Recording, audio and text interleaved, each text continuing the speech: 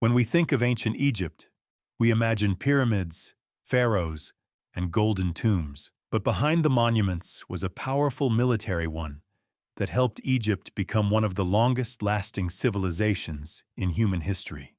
This is the story of ancient Egypt's military innovations and the lessons they still teach us today. Egypt's early military was simple.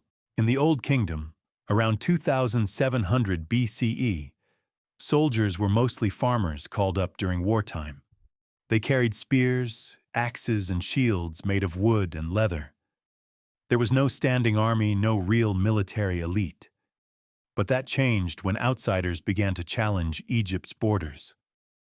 The big turning point came during the Second Intermediate Period, around 1650 BCE. A foreign people known as the Hyksos invaded and took control of northern Egypt. They brought something Egypt had never seen before: horse-drawn chariots. At first, the Egyptians were overwhelmed.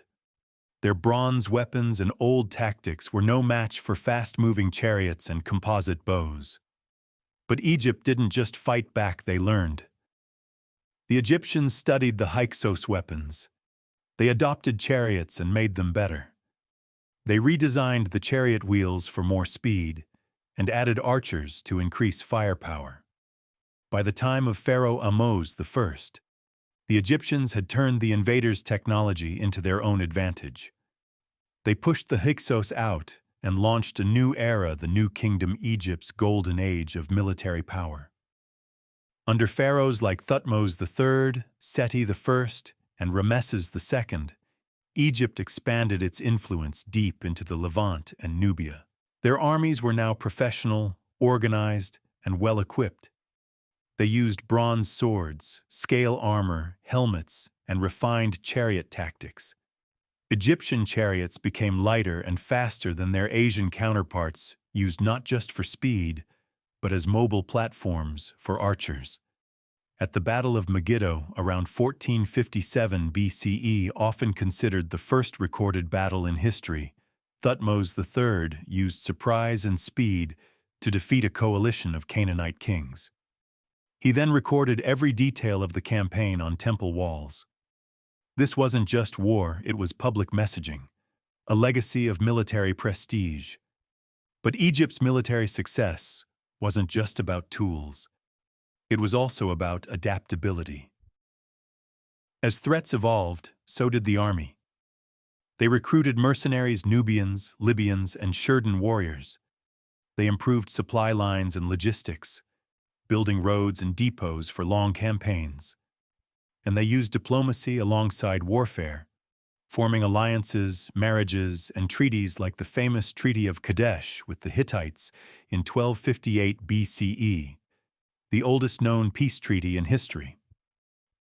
Still, Egypt's reliance on chariots and bronze eventually became a weakness. By 1200 BCE, the Sea People's mysterious raiders from the Mediterranean attacked Egypt with iron weapons and new tactics. The chariot lost its dominance. Infantry became more important.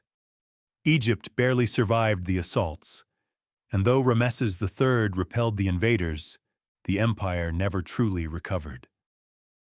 The lesson? Military advantage doesn't last forever. Technology changes, tactics evolve, and civilizations that fail to adapt fall. Egypt adapted many times and stayed strong for nearly 3,000 years. Not because they had the best weapons, but because they were willing to learn, borrow, improve, and evolve. If you're still watching this video, hit that subscribe button and join us as we uncover more lost strategies from the ancient world. Now back to the story. Ancient Egypt's military was more than brute force. It was strategy, it was adaptation, and it was a system that kept the Nile Valley safe through countless invasions, uprisings, and changes in power. So what ancient army should we cover next? Let me know in the comments, and as always, thank you for watching.